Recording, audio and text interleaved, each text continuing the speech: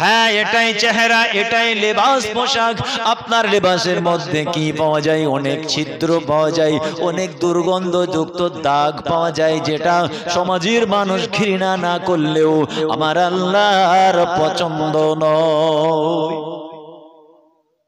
আল্লাহর পছন্দ নয়।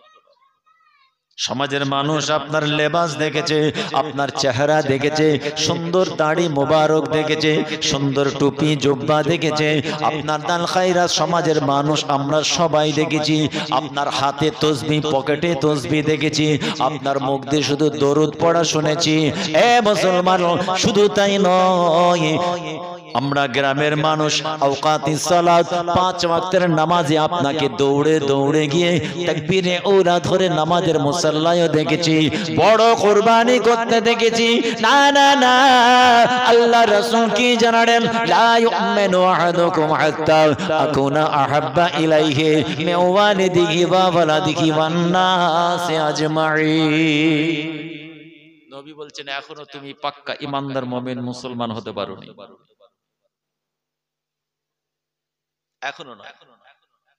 আগে বলুন, মুসলমান কাকে বলে? মুসলমান যে মাথায় টুপি দেয়। মুসলমান কাকে বলে? যে মসজিদে নামাজ পড়তে যায়। ঈমানদার মুমিন মুসলমান কাকে বলে? যে গরু কুরবানি করে, কোনো হালাল পশুকে যাবে করে। মুসলমান ঈমানদার কাকে বলে? যে জুমার দিন নামাজ পড়ে। মুসলমান ঈমানদার কাকে বলে? যে একে অপরকে সালাম দেয়। না না না, মুসলমান কাকে বলে? যার ঈমানের পরিপূর্ণতা আছে, মুসাল্লিম বা ঈমান। কাকে বলে মুসলমান? মাথায় টুপি দিলে মুসলমান? আমাদের প্রধানমন্ত্রীর মাথায় আমার টুপিটা লাগিয়ে দিয়ে দেখেন না কেমন লাগছে। আমাকে তুলে দিয়ে বলবেন এই হুজুরকে বসা, আমাকে নামিয়ে দেবেন আপনার একটু। আমার টুপিটা আমার দেশের প্রাইম মিনিস্টারের মাথায় চাপিয়ে দেন, দিয়ে এখানে বসান। যা চেহারা আছে 56 ইঞ্চ আর, ওরে বাপ রে বাপ, আপনারা বলবেন হুজুর তো এইটা। ঈমানদার মুমিন মুসলমান বলা যাবে? কথা বলেন, কথা বলেন না। জুব্বা, তসবিহ না। আগে মুসাল্লিম বা ঈমান, এখানটা আগে ঠিক করতে হবে। তাসদীক বিল কলব, ইকরার বিল লিসান, এই দুটো পার্ট আগে কমপ্লিট করেন। এখান থেকে সব বিশ্বাস করেন, অন্তর অন্তঃস্থল থেকে যে হ্যাঁ আল্লাহ এক, লা শারিকা লাহ।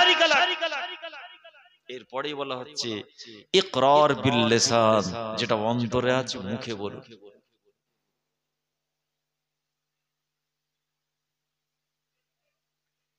না হলে হবে না।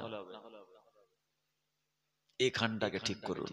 মুসাল্লিম মানে পুরোপুরি কমপ্লিট বা ঈমান, ঈমানের পরিপূর্ণতা আপনার মধ্যে থাকে, তবে আপনি মুসলমান। না হলে আপনি হবেন টুপিওয়ালা মুসলমান, ঈমানদার মুমিন মুসলমান নয়।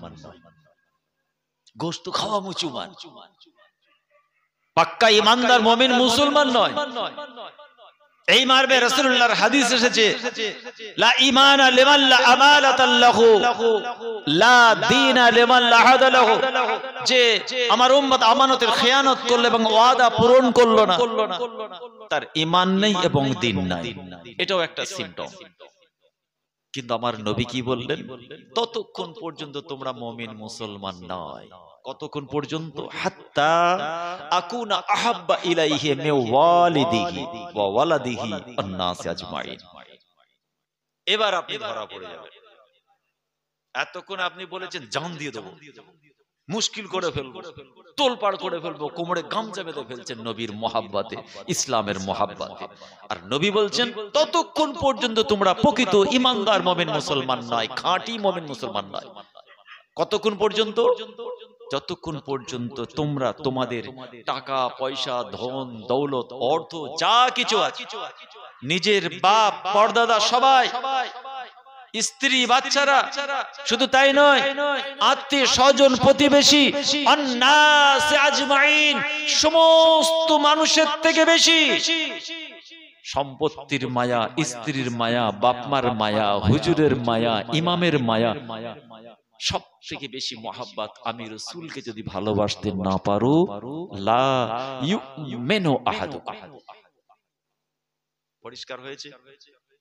ছেলেরা পরিষ্কার হয়েছে, তাহলে আগে এখানটা ঠিক করতে হবে, নবীকে এখান থেকে মহাব্বত করতে হবে। মহাব্বতের স্ট্যান্ড কেমন হবে? সব থেকে উপরে। সম্পত্তির মহাব্বত এখানে, নবীর মহাব্বত এখানে হয়নি। বাপমার মহাব্বত এখানে, নবীর মহাব্বত এখানে হয়নি। হুজুরের মহাব্বত এখানে, বাপমার রাসূলুল্লাহর মহাব্বত এখানে হয়নি। ইমাম সাহেবের মহাব্বত এখানে, রাসূলুল্লাহর মহাব্বত এখানে। লা ইউমিনু আহাদুকুম আবিনাই রাসূল বলছে। তাহলে প্রথম কাজ হলো প্রকৃত ইমানদার এবং খাঁটি মুমিন মুসলমান হন। আগে মুসলমানের খাতায় নিজের নামটা আগে লেখায়, আগে ইসলামের খাতায় নামে রেজিস্ট্রেশন হোক। তারপরে আপনি কত তাহাজ্জুদ ইশরাক পড়বেন পড়ে, বুঝতে পারছেন না? আগে রেজিস্ট্রিটা হোক, তবে তোমার স্কুলের হাফ ইয়ারলি, অ্যানুয়ালি, সেমিস্টার সব পরীক্ষা তো পড়ে। আগে ফিস জমা করে অ্যাডমিশন নাও, নাহলে স্কুলে ঢুকতে দেবে না। এবার আপনার ঈমান আমল সব মজবুত ঠিক আছে, কিন্তু আপনার জুব্বাটা বড় নোংরা হয়ে গেছে। আল্লাহ রাসূল জানিয়েছিলেন, আয় আমার সাহাবারা, একটু সবাইকে শান্ত হতে বলো। জায়গাটা ছিল আরাফার ময়দান। হজ্জাতুল ওয়াদা থেকে ফেরার পথে আল্লাহ রাসূল দাঁড়িয়ে গেলেন, একটা উঁচু জায়গায় দাঁড়িয়ে গেলেন। একজন সাহাবীকে উদ্দেশ্য করে বললেন, আয় আমার সাহাবা, সবার কাছে একটা খবর পৌঁছে দাও, সবাই যেন একটু শান্ত হয়, সবাই যেন একটু চুপচাপ বসে। আমি মুহাম্মদুর রাসূলুল্লাহ আজকে কিছু মূল্যবান কথা বলতে চাই। হজ থেকে ফেরার পথে জীবনের শেষ ওয়াজ, নবী দাঁড়িয়ে গেলেন একটা উঁচু জায়গায় আরাফার ময়দানে। সাহাবীদেরকে শান্ত হতে বললেন, আমি কিছু কথা বলবো। আল্লাহর নবী সাহাবী সবাইকে শান্ত হতে বললেন, সমস্ত সাহাবীদের উদ্দেশ্যে শান্ত হবার বার্তা দিলেন। সবাই শান্ত হয়ে গেল। আল্লাহ রাসূল বলছেন, আয় আমার সাহাবারা, আজকে আমি এই মুহূর্তে আমি রাসূলুল্লাহ যে কথাবার্তাগুলো বলবো, আজকে যারা এখানে আছো তারা শুনবে, এবং আজকে যারা আরাফার ময়দানে নাই, তোমাদের দায়িত্ব হলো আমার এই কথাগুলো তাদের কাছে পৌঁছে দেওয়া। শুধু তাই নয়, আল্লাহ রাসূল এটাও বললেন, যতটুকু শুনবে ততটুকুই বলবে, কম নয় বেশি নয়। মানে বাড়িও বলবে না আর কম করেও বলবে না। আমি নবী আজকে যে কটা কথা বলবো সব তাদের কাছে পৌঁছে দেবে। কাদের কাছে? যারা আজকে হজ্জাতুল বিদা থেকে ফেরার পথে আরাফার ময়দানে নাই।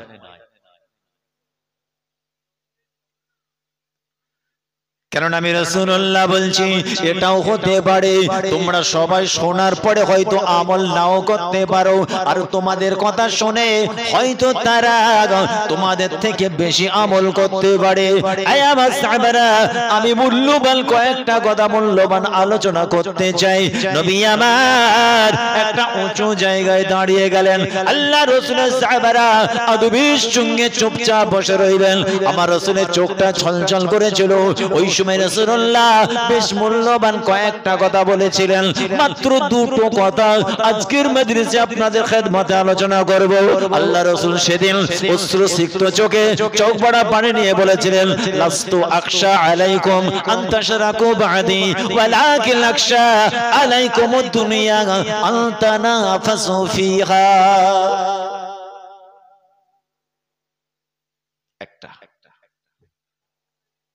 একটা কথা, কি কথা?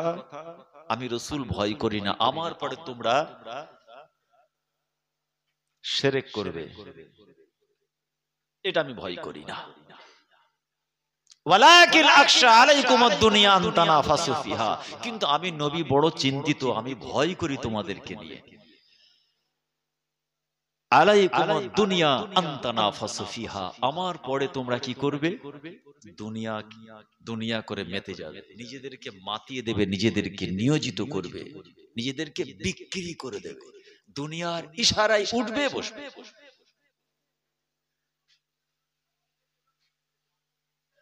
আল্লাহ রাসূল আরেকটা কথা বলেছিলেন, আমার সাহাবারা, আমি আব্দুল্লাহর বেটা নবী মুহাম্মদ তোমাদের কাছে দুটো জিনিস রেখে যাচ্ছি বাবা, আল্লাহর কোরআন তোমাদের কাছে রেখে যাচ্ছি বাবা, এবং সুন্নাতে রাসূল আমার হাদিস তোমাদের কাছে রেখে যাচ্ছি, কোরআন হাদিস আমি মুহাম্মদুর রাসূলুল্লাহ দুটো জিনিস তোমাদের কাছে দিয়ে যাচ্ছি বাবা। ফামান তামাসসাকতুম বিহিমা লান তাদাল্লু বাদি, আমার সাহাবারা তোমাদের মধ্যে যারা ওই দুটো জিনিসকে মজবুত করে ধরবে, আঁকড়ে ধরবে, তার উপরে আমল করবে, সাবিত কদম থাকবে, কঠোর থাকবে, আমি রাসূলুল্লাহ বলছি ফামান তামাসসাকতুম বিহিমা লান তাদাল্লু বাদি, যারা মজবুত করে ধরবে দুনিয়ার কোন মানুষ তাদেরকে পথভ্রষ্ট করতে পারবে না, গোমরাহ করতে পারবে না, সিরাতাল মুস্তাকিমের পথ থেকে সরাতে পারবে না। এই দুটো বক্তব্য আপনাদের খেদমতে বলছি এ মুসলমান। এই জন্য বলছে জুব্বা আমাদের নোংরা যুক্ত ছিদ্র হয়ে গেছে, এই জুব্বার ভিতরে একাধিক কেউটে সাপ আছে, যেটা আপনার আমার ঈমানকে কষ্ট দেয়, আকীদাকে কষ্ট দেয়, শরীয়ত পথে চলার ক্ষেত্রে বার্ডেন বোঝা হয়, হক বলার ক্ষেত্রে আমাদের রুখে দেয়, ন্যায়ের পথে যাওয়ার ক্ষেত্রে আমাদের বাধা দেয়। এই মুসলমান একটাই হলো কারণ ওই দুটো জিনিস আমাদের মধ্যে নাই। আপনি ভালো কাজ করতে যাচ্ছেন, পাচ্ছেন না, আপনি জানছেন আপনার চোখের সামনে একটা পরিষ্কার গুনার কাজ হচ্ছে, আপনার ভিতরের মানুষটা বলছে এটা অন্যায়, বাইরের মানুষটা বলছে দরকার নেই বাবা। দেখছেন ওই ভিতরের মানুষটাকে আমি আয়নার ভিতর দিয়ে দেখতে বলছি, এইটা হচ্ছে সেই আয়না। এই মাদ্রাসা যখন বেরিয়ে যাবেন ও দেখতে পাবে, ভিতরের মানুষটাকে পাবেন না, ওটা নীরবে নির্জনে আপনার সঙ্গেই কথা বলে। বালিশে মাথা দিয়ে যখন আপনার চোখের পাশ দিয়ে পানি গড়িয়ে গড়িয়ে যায়, নিজের মা হারা বাপ হারা যখন হয়ে যান, যখন চোখ দিয়ে পানিটা গড়িয়ে গড়িয়ে যায়, তখন ভিতরের মানুষটা আপনার সঙ্গে কথা বলে। ৮০ বছরের জীবন, মানুষটা চলে গেল, তুই একটু জান ভরে মাকে খাওয়ালি না, বাপেতে জোর করে ৪ ভাইকে ফাঁকি দিয়ে সম্পত্তি তুই ৪ বিঘা নিয়ে নিলি, কেউ শুনতে পাচ্ছে না, আপনারা দুজনে কথা বলছেন। এই আফতাবের ভিতরে আর একটা আফতাব আছে, এই দুজনে কথা হচ্ছে বালিশে মাথা দিয়ে, আয়নার সামনে দাঁড়িয়ে। দাড়ি পাল্লাটা যখন ধরেছেন, আমার দিকে তাকান, দাড়ি পাল্লাটা যখন ধরেছেন তখন কিন্তু দুটো মানুষের কথা হয়। একটু হড়কে দিলেই ২০০ টাকা এসে যাবে, একটু হড়কাতে পারলেই ভিতরের মানুষটা বলছে ওটা হারাম। এই ঈশার নামাজ পড়ে, এই আসরের নামাজ পড়ে হারাম, শুনছে না, তাও ওজন করছে। আবার বলছে তুই যে ফুরফুরা শরীফ জিন্দাবাদ বলিস, দাদা হুজুর জিন্দাবাদ বলিস, ফুরফুরার মুরিদ দাবি করিস, নবীর উম্মত দাবি করিস, নবীর দিওয়ানা বলিস, রাগ দাড়ি পাল্লা, কিন্তু বাইরের মানুষটা এতটাই সরল হারাম খেয়ে মিথ্যা বলে, ভিতরের মানুষটাকে এগোতে দিচ্ছে না। এক ট্রিটমেন্ট হয় বেহেশতের বাগানে বসলে, পীরের দরবারে গেলে, আল্লাহর ওলিদের সোহবতে বসলে, হালকায় জিকিরে ধাক্কা মারলে ভিতরের কষ্ট পাথরগুলো ভেঙে চুরমার হয়ে যায়। আওকাতুস সালাত জামাতের সঙ্গে নামাজ পড়লে, হালাল খেলে, হক বললে, ভিতরের মানুষটা যেমন সবল, বাইরের মানুষটাও সবল হয়। ওর জুব্বার ভিতরে কোনো কেউ উঠে সাপ থাকে না। একবার বলুন না সুবহানাল্লাহ। আজও সেই মানুষ সমাজে আছে, এই মানুষগুলো আছে বলেই আল্লাহ দুনিয়াটাকে এখনো ব্যালেন্সে রেখেছেন, তাহলে কবে ভেঙে চুরমার করে দিতেন। এই ভালো মানুষগুলো আল্লাহর ওলি আউলিয়া বন্ধুদের ওসিলায় আল্লাহ এখনো পৃথিবীর ব্যালেন্স রেখেছেন। সূর্য উঠছে ডুবছে, কে শীত পড়ছে গরম আসছে ঝড় বৃষ্টি সব উপভোগ করছি আমরা। কোথায় যেতাম কি অবস্থা কেউ জানে না। দেখছেন না পেপার খুললে সোশ্যাল মিডিয়া, কিছু কিছু এলাকা কিছু কিছু দেশে আল্লাহ কি করছেন, আমরা নীরবে খালি অভিনয় করছি, চোখের পানি ফেলছি। কিছুদিন আগেই তো গেল করোনা, সেই আল্লাহর করোনাতেই তো আমরা রেহাই পেলাম। সেই করোনা থেকে নিজেদেরকে প্রোটেকশন দিলাম, আমাদের নিজস্ব ওন ক্যালকুলেশন কিছু নেই। সেই করোনা থেকে বাঁচার জন্য আপনার আমার বিন্দু মাত্র ক্রেডিট নেই, সবটাই আমার আল্লাহ। আল্লাহর করুণা ছিল বলেই আপনি আমার দিকে তাকিয়েছেন, আমি আপনার দিকে তাকিয়ে আছি। তারা কিন্তু আর দুনিয়াতে নেই। আল্লাহ আমাদের সুযোগ দিয়েছেন, ছাড় দিয়েছেন, আমরা ছাড় পেয়েছি। আল্লাহ নবী বলছেন দুটো জিনিসকে মজবুত করে ধরো, কোরআন হাদিস। ফামান তামাসসাকতুম বিহিমা লান তাদাল্লু বাদি। যারা এই দুটোকে মজবুত করে ধরেছে কেউ তাদের গোমরাহ করতে পারবে না। আর প্রথম হাদিসে রাসূল কি বললেন? আমি ভয় করি না আমি চলে যাওয়ার পরে তোমরা আল্লাহ জমিনে শিরক করবে। বলুন, এই যতগুলো মানুষ এখানে আছেন আর যতজন আমার আওয়াজ শুনতে পাচ্ছে, আমি 110% গ্যারান্টি দিয়ে বলছি কেউ আমরা শিরক করি না ইনশাআল্লাহ। বলুন, কেউ করেন আপনারা শিরক? করি না। নবী বলেছেন ওটা চিন্তাও আমি করি না। 1500 বছর আগে রাসূলুল্লাহর ভবিষ্যৎবাণী, আমার পরে তোমরা শিরকে লিপ্ত হবে না। ওয়ালাকিন আকশা আলাইকুম আদ-দুনিয়া তানাফাসু ফিহা। তোমরা দুনিয়া স্রোতে নিজেদেরকে ভাসিয়ে দেবে। আজ ভাসিয়ে দিয়েছি। দল বলছে ফাটিয়ে দিতে, ফাটিয়ে দিয়েছি। তারপর কেউ দেখার দরকার কে হচ্ছে না হয়নি? তুমি দলের স্রোতে নিজেকে ভাসিয়ে দিয়েছো। সমাজের মানুষ বলেছে ওটাকে মার, আমরা মেরেছি, কিন্তু ভিতরের মানুষটা মারতে বারণ করেছে। ভিতরের মানুষটা বলেছে তুই ঝান্ডা পরে ধরবি, আজান দিচ্ছে নামাজটা পড়। ভিতরের মানুষটা বলেছে ওই পলিটিক্স করবি না, যে পলিটিক্স করতে গেলে মায়ের কোল খালি হয়। ভিতরের মানুষের কথা শুনি না। হক, ন্যায়, সত্য, স্বচ্ছ সব ধর্ম বর্ণের মানুষের চোখের পানি মুছে দেওয়া যায়, সমাজের জন্য কিছু কাজ করা যায়। এতে তো ইসলামের অবজেকশন নাই।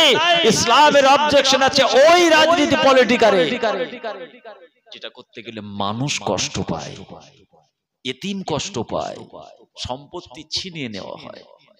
ভিতরের মানুষটা আপনাকে নিষেধ করেছে, আপনি সরেন। আজকে বাস্তবটা দেখুন, আপনার জুব্বা আছে কিন্তু জুব্বার দিকে তাকানো যাচ্ছে না। আল্লাহ পাক কোরআনে এক জায়গায় পরিষ্কার জানিয়ে দিয়েছেন, ওয়ালা নাবলুওয়ান্নাকুম বিশাইইম মিনাল খাউফি ওয়াল জু'i ওয়া নাকসিম মিনাল আমওয়ালি ওয়াল আনফুসি ওয়াস সামারাত। আল্লাহ পাক পাঁচটা পরীক্ষার কথা বলেছেন। মুসলমান, আপনার আমার জীবনে পাঁচটা পরীক্ষা সবার মধ্যে হয়। ওয়ালা নাবলুওয়ান্নাকুম, আমি আল্লাহ তোমাদেরকে যাচাই করব, পরীক্ষা করব, একটু মাজা খসা করবেন আমাদের আল্লাহ। কতটা আমরা আল্লাহ ওয়ালা, আমার আল্লাহ একটু পরীক্ষা করবেন না? বলেন, আপনার বাড়ি যে ছেলেটা কাজ করে কতটা বিশ্বস্ত, আপনি ইচ্ছা করে 500 টাকা লোড ফেলে দিয়ে চেক করবেন না? আমি আমার দোকানে যে ছেলেটাকে ছেড়ে দিয়ে চলে যাব লক্ষ লক্ষ টাকা, তার উপর ফেদ বিশ্বাস আসবে কি করে? আগে আমি তাকে পরীক্ষা করব তো। আপনারা করেন তো নাকি? আমরা করি, একটু চেক করে দেখি। ইচ্ছা করে টাকা রেখে দেবো না, এই বাইকের চাবিটা নিয়ে আই তো, আমি জানি কোথায় বাইকের চাবি আছে। তার পাশে একটা মড়মড়ে পড়া 500 টাকার নোট রেখে দিলাম, আমি দেখবো চাবির পাশে 500 টাকা ও হাত দেয় না রেখে দেয়। আর হায়ার এডুকেটেড চোর যেগুলো হাত দেবে না, মানে প্রশিক্ষণ প্রাপ্ত যদি চোর হয় ও 500 হাত দেবে না, 50 চিন্তা করে। এটাও ঠিক, কিন্তু আপনি একটু চেক করলেই ধরে ফেলবেন যে ও লোভী, আপনার ক্ষতি করবে কিনা। আমার আল্লাহ পরীক্ষা করবেন না? বান্দা যখনই হাত তুলেছে আমি সব দিয়েছি ওকে। আল্লাহ আমি পরীক্ষা যেন ফার্স্ট ডিভিশন পাই, ফার্স্ট ডিভিশন পাইয়ে দিয়েছি আমি আল্লাহ। কে? আল্লাহ একটা সুন্দর চাকরি, রুজি রোজগারের ব্যবস্থা, চাকরিটাও মিলিয়ে দিয়েছি। কে? এবার ফেরেশতা দেখো আমার বান্দা শুকরিয়া আদায় করলো না, ও চাকরিতে আমার ঘর ভুলে গেল, আমি আল্লাহর জমিটা ফসল দিয়ে পরিপূর্ণ করলাম, ও রোজার মাসে রোজাই রাখছে না, ওর সম্পত্তির একটা পার্সেন্টেজ যেটাকে যাকাত বলা হয় ফরজ আইন, ওটাও দিচ্ছে না। দেনে ওয়ালা আমি আল্লাহ, আর লেনে ওয়ালা এই কথা বলেন। মজলিস ঠান্ডা হয়ে যাচ্ছে কারণ দেখি নারে তাকবীর, আয় আল্লাহ, আমার চাও ঠান্ডা হয়ে গেছে। দেনে ওয়ালা আল্লাহ, লেনে ওয়ালা আল্লাহ। তুতিল মুলকা মান তাশা, কোরআন বলছে, আল্লাহর বাণী, তুতিল মুলকা মান তাশা ওয়া তানজিউল মুলকা মিম্মান তাশা। আমি আল্লাহ যাকে খুশি আমি মালিক বানিয়ে দিই, আবার যার থেকে খুশি তার মালিকত্ব ছিনিয়ে নিই। অতুইজ্জু মান তাশা অতুযিল্লু মান তাশা। আমি আল্লাহ ইজ্জত দিই, আমি আল্লাহ মনে করলে তাকে আবার বেইজ্জতি বানিয়ে দিই। এই সমস্ত ক্ষমতা কার হাতে? বিয়াদিকাল খায়র, একমাত্র আল্লাহর হাতে। আল্লাহর আমার আল্লাহ কি পরীক্ষা করবেন, কেমন করে তার বান্দা বান্দিকে যাচাই করবেন? আমার আল্লাহ আমাদের এত ভালোবাসেন, আবার যাচাই কেন করবেন? আমার আল্লাহই তো কোরআনে বলেছেন, লাকাদ খালাকনাল ইনসানা ফি আহসানি তাকওয়িম। আমি আমার বান্দাকে সুন্দর করে ভালোবেসে কত মুহাব্বতের সঙ্গে সৃষ্টি করেছি। আবার আল্লাহ কেন আমাদের যাচাই করবেন? আসুন দেখে নেওয়া যাক আল্লাহ পাক কেমন করে যাচাই করবেন। ওয়ালা নাবলুওয়ান্নাকুম বিশাইইম মিনাল খাউফ। আমি আল্লাহ ভয় দিয়ে পরীক্ষা করব, ওয়াল জুই, আমি তোদের মুখের খাবার কেড়ে নিয়ে ক্ষুধার্ত করে পরীক্ষা করব, অনাকসিম মিনাল আমওয়ালি, মাল সম্পত্তির ক্ষতি করে দিয়ে পরীক্ষা করব, ওয়াল আনফুসে, কোন নফসের ক্ষতি করে দেব, বাপ মা স্ত্রী বাচ্চা প্রতিবেশী কাছের মানুষকে নিয়ে নেব, ফল তার ক্ষতি করে দিয়ে আমি আল্লাহ আমার মুহাব্বতি বান্দা বান্দের একটু ঈমানটা যাচাই করব, ওর ইতিকাদ, ওর আকীদা, ওর তাওয়াক্কুল আলা আল্লাহ কতটা আছে যাচাই করে দেখব। এই মুসলমান, পাঁচটা পরীক্ষায় যদি আপনি পাস করতে পারবেন, মনে রাখবেন আমার আল্লাহ আপনার আমার উপরে বড়ই খুশি আছে। বড় কঠিন, বড় কঠিন। একটা উদাহরণ দিচ্ছি। এখানে 4খানা দোকান আছে, 4টেই ধরুন দামি বিদেশি মোবাইলের দোকান। বুঝতে পারছেন? 50,000 1 লাখ টাকার দোকান, 4টে দোকান, বিশাল কম্পিটিশন মার্কেট।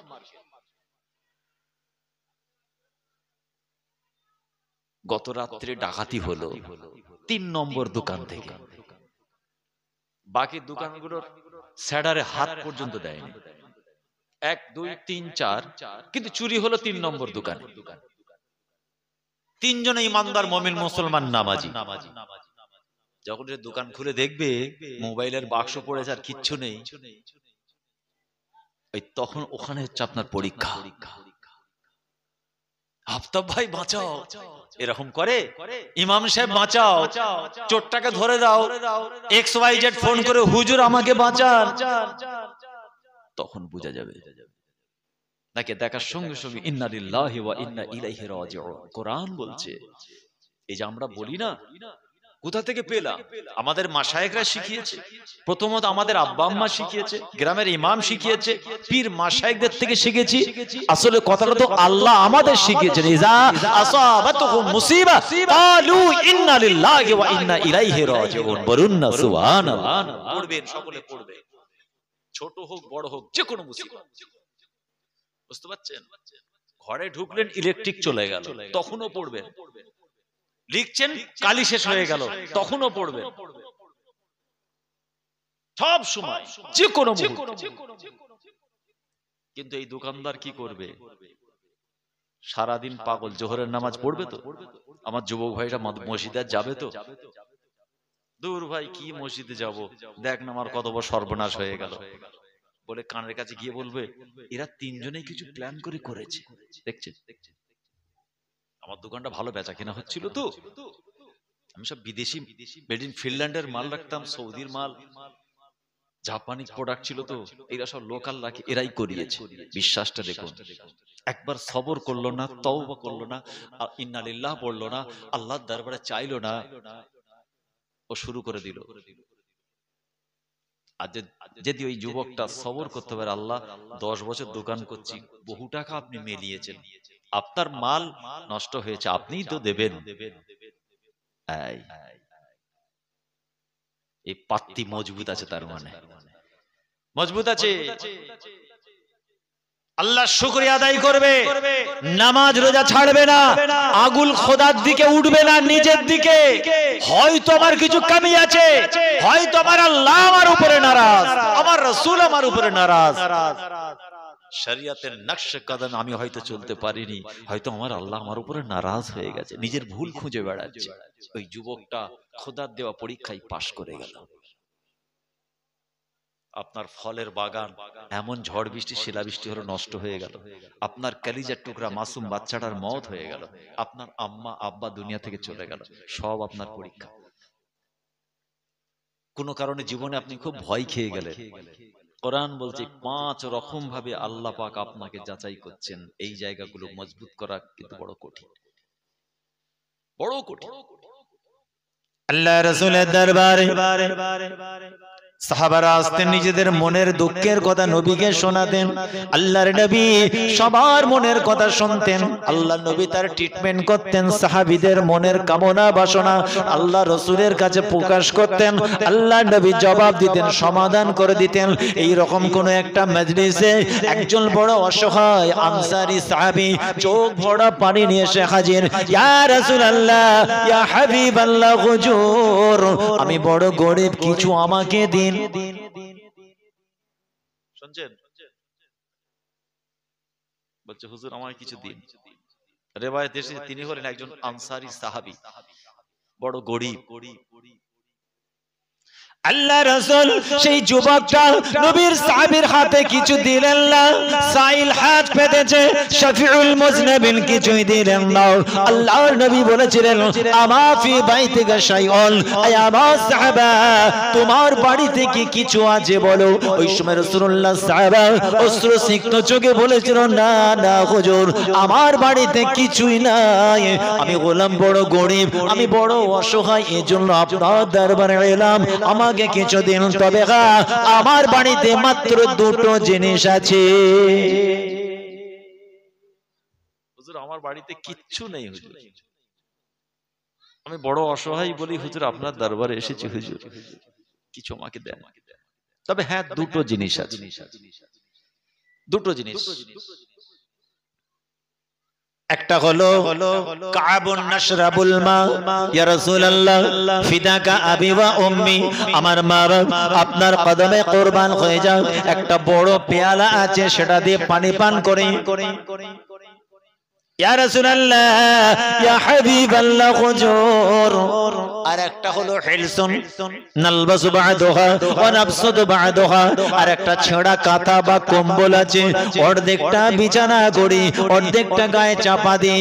এত গরিব রাসূলুল্লাহ, সাহাবা, হারে আল্লাহু আকবার, এত গরিব সাহাবাদের সামনে সেই রাসূলুল্লাহ সাহাবা বলেছিল, হুজুর একটা ছেঁড়া কাঁথা বা কম্বল আছে, অর্ধেকটা বিছানা করি, তার উপরে ঘুমাই শুয়ে পড়ি, আর অর্ধেকটা বদনটায় চাপা দিই, শরীরে ঢাকা দিই, আর একটা হলো পিয়ালা নাশরাবুল মা, যেটা দিয়ে আমি পান করি।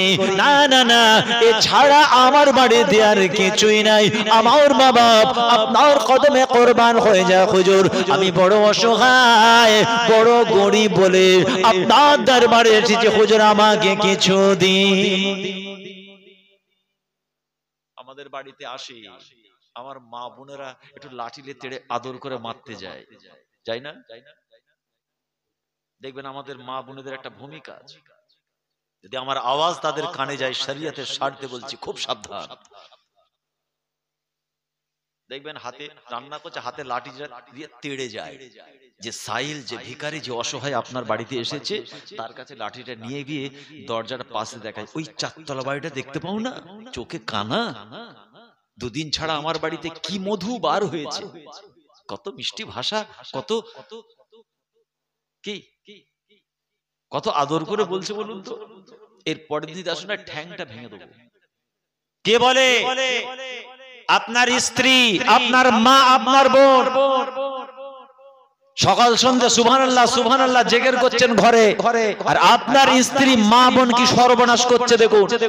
খোদার রহমতকে ঢুকতে দিচ্ছে না, গেটে আটকে দিয়েছে।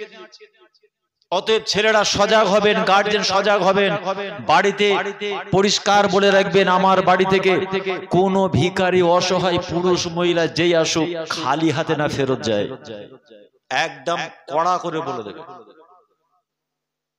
এটা আমাদের বাড়ির মা বোনেরা করে ফেলেন, কঠিন গুনাহ হবে। যিনি এসেছেন উনি হলেন খোদার পক্ষ থেকে মেহমান আপনার বাড়িতে।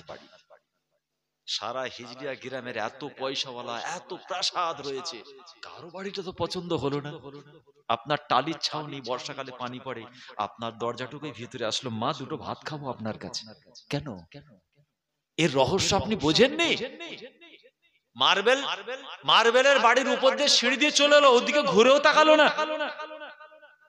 আপনার দুবেলা পেট ভরে খাওয়া হচ্ছে না, ওখানে এসেই বলছে বাবু বাড়িতে আছে, 10টা টাকা হলে আমার হবে, একটু আটকে গেছি, বলো না খুব বিপদে পড়েছি। কেন? ওখানে বললে তো 1000 টাকা দিয়ে দিত। এর পিছনে কিছু রহস্য আছে, ইসকে পিছে রাজ হ্যায়।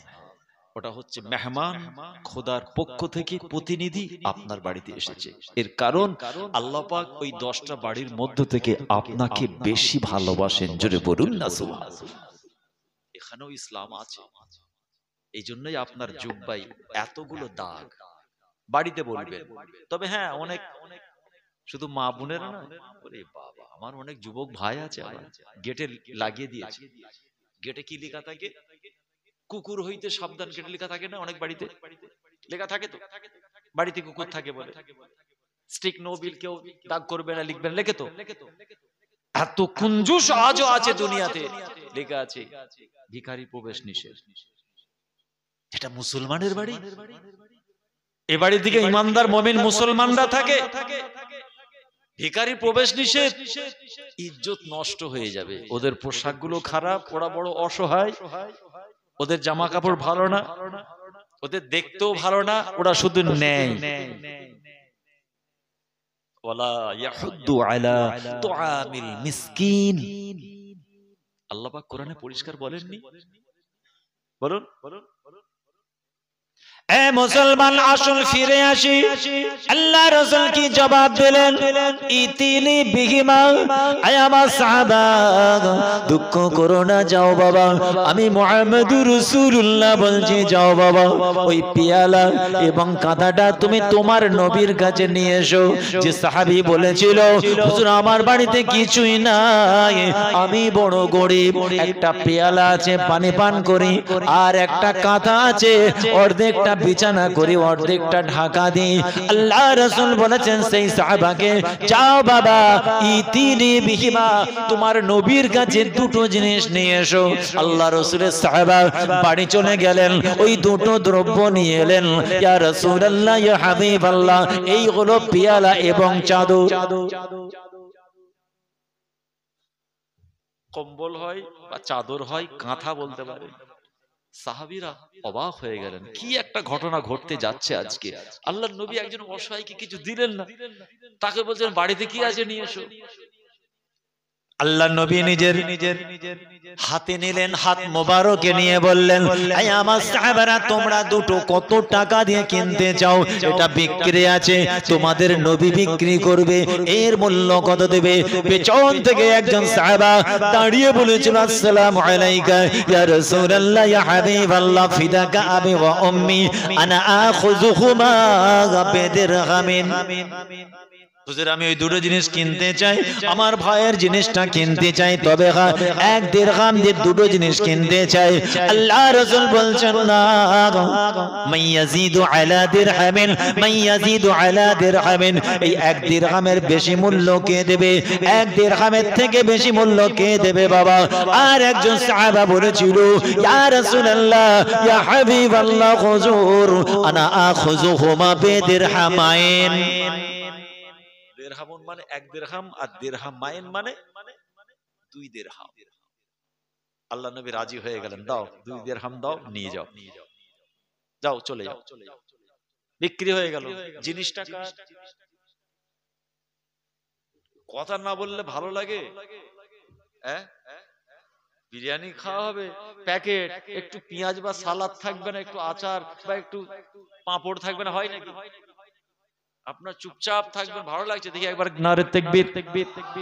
দেখছেন শুকনো বিরিয়ানি ভালো লাগে নাকি? কিছু শুকনো চা ভালো লাগে? টা চাই তো আপনারা আওয়াজ না দিলে কি করে হবে? দেখি আরেকবার নারে তাকবীর। হচ্ছে না, চলো আমারও হয়ে গেছে, হুজুরে এলেই ছেড়ে মজলিস ঘুমোলে কি হবে। সামনে পিছনে সবাই মিলে জোরে সোরে নারে তাকবীর আর উচ্চ আওয়াজে নারে তাকবীর। সিলসিলায়ে হক মুজাদ্দিদুজ জামান, সিলসিলায়ে হক মুজাদ্দিদুজ জামান বাৎসরিক ঈদে মিলাদুন নবী জলসা মহান ইসালে সওয়াব কমিটির সাহেবান শ্রোতা বৃন্দ নারে তাকবীর দরুদ শরীফ আল্লাহুম্মা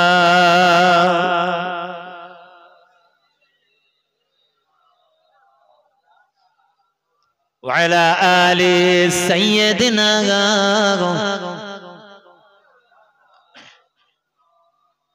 मदीना में जाकर मोहम्मद मिलेंगे ओ गाफिर कसूर की सगारा मिलेंगे या रसूल अल्लाह या हबीब अल्लाह या रसूल अल्लाह। मदीना याद आती है बुला लो या रसूल अल्लाह अल्लाहुम्मा।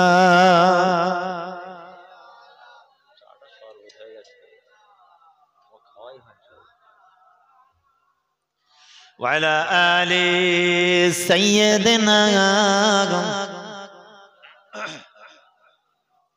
तड़पता दिल मचलती है आंखें, तड़पता दिल मचलती है आंखें।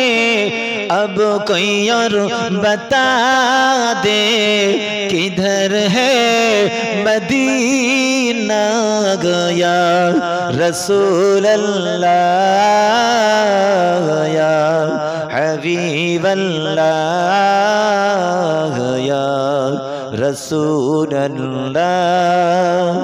मदीना याद आती है बुला लो या रसूल अल्लाह अल्लाहुम्मा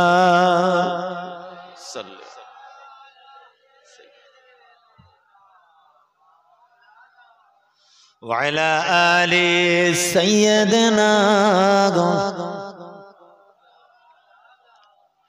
सफा मरवा सई करो हजरे अस्वद में बोसा दो, सफा मरवा सई करो हजरे अस्वद में बोसा दो। अब कोई और बता दे किधर है मदीना गया रसूल अल्लाह या हबीब अल्लाह या रसूल अल्लाह अल्लाहुम्मा।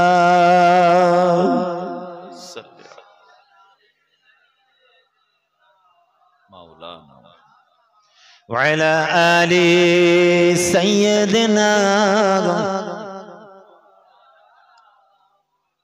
रौज़ा के मिट्टी को होठों पे चूम लो,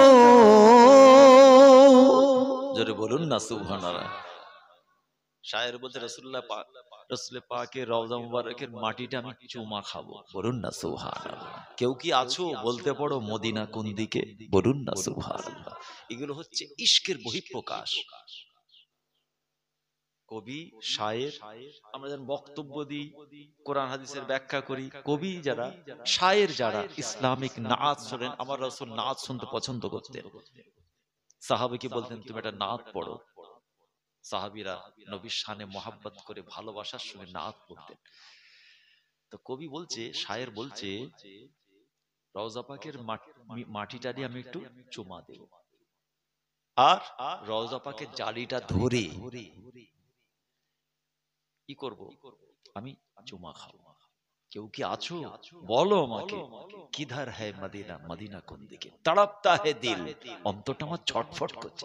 মচলতি হ্যায় আঁখে, আমার চোখ ছলমল করছে, কাঁপছে, চক্ষু স্থির হয়ে যাচ্ছে।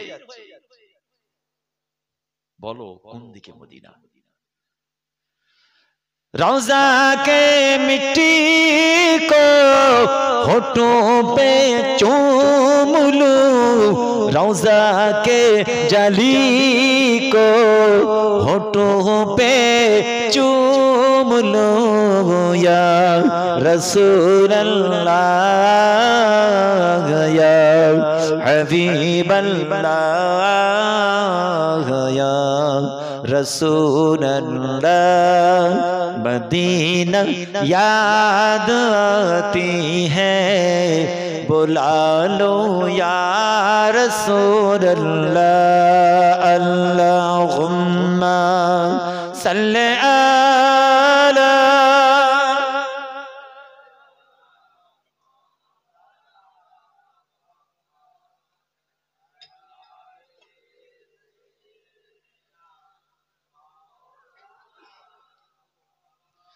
प्यारे हाजिरिन, যেটা বলতে চাইছি একটু খেয়াল করে শুনুন। আপনার সুন্দর চেহারা, সুন্দর লেবাস, কিন্তু তার ভিতরে আছে ভয়ঙ্কর কেউটে সাপ। আপনার লেবাসটা নোংরা হয়ে গেছে, লেবাসের চেহারাটা বদ চরিত্র হয়ে গেছে, দাগ লেগে গেছে। সমাজের মানুষের পছন্দ হবে না, সমাজের মানুষ আপনাকে ভালো চোখে দেখবে না। সমাজ যেমন আপনাকে ঘৃণা করে, আপনার নিজেকেও খারাপ লাগে। আপনার গায়ে যে পোশাকটা আছে, ইমানি পোশাক, শরিয়তের পোশাক, দ্বীনের পোশাক, আল্লাহ রাসূলের দেখানো পথে দাঁড়িয়ে এই পোশাকটার ট্রিটমেন্ট আপনাকে করতে হয়। মিথ্যা বললে পোশাকটা নোংরা হয়, হারাম খেলে ভিতরে কেউটে সাপ পাওয়া যায়, ধোঁকাবাজি চিটিংবাজি করলে, দাঁড়িয়ে পেচ্ছাপ করলে, সুদের ব্যবসা করলে, আমার মাকে বোনকে যদি আপনি অত্যাচার অবিচার করেন, আপনার পোশাকটা দুর্গন্ধযুক্ত নোংরা হয়। না না না, আল্লাহর জমিনে শিরক করলে, অহংকারী আর তাকাব্বুরি দেখালে, আহারে নিজের স্ত্রীর প্রতি অবিচার করলে, নিজের স্বামীর সঙ্গে প্রতারণা করলে, স্বামীর কলিজার টুকরা শাশুড়ি শ্বশুরের সঙ্গে খারাপ ব্যবহার করলে, মায়েরা বোনেরা, আল্লাহ রাসূল নারাজ হয়ে যায়। শুধু তাই নয়, পরে সম্পত্তি দখল করলে পোশাকটা নোংরা হয়, ওই ইমানি চাদরটা দুর্গন্ধযুক্ত হয়। আয়নাটা ধরুন, একবার দেখতে পাবেন, 70 বছর আপনার বাস্তব চরিত্র অ্যানালাইসিস করলে পাবে। জান্নাতের বাগানে বসলে এগুলো দেখা যায়। এই যে মাহফিল গুলো হয়, কত মেহনত কষ্ট করে হয় জানেন?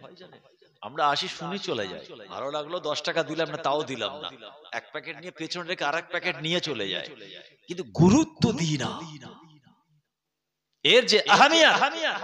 আর কবে গুরুত্ব দেব? চতুর্দিকে কি আওয়াজ উঠেছে একটু খোঁজ খবর রাখুন। যুবক ছেলেরা গেম খেলা বন্ধ করে ভারতবর্ষের মাটিতে কি ঘটতে চলেছে ওটা নিয়ে ভাবো। এই মাহফিল বন্ধ হয়ে যাবে আগামীতে। মসজিদ নিয়ে নেবে, মাদ্রাসা নিয়ে নেবে, দরসগাহ নিয়ে নেবে, মক্তব নিয়ে নেবে, টোটাল ওয়াকফ যে সম্পত্তি আছে ওয়াকফে লিল্লাহ, আমাদের মাশায়েখ মুরব্বি বাপদাদা 14 পুরুষ যেটা আল্লাহর রাস্তায় দান করে গেছে। এই কালো চশমা পরে ওইদিকে তাকিয়ে বসে আছে। লোভ মন্দ না। আমরা আমাদের মসজিদ ছেড়ে দিয়েছি, খুশি করে নাই, যন্ত্রণায় আজ অস্ত্র সিক্ত হয় আমাদের। আমরা সবরে জমির ইখতিয়ার করেছি, রাসূলুল্লাহর নীতি আদর্শ মেনে নিয়েছি, কোরআনের আইন মেনে নিয়ে আমরা সবর করেছি। কিন্তু এটা বলতে চাই, এই ধৈর্যের কিন্তু পরীক্ষা নিতে যাবেন না।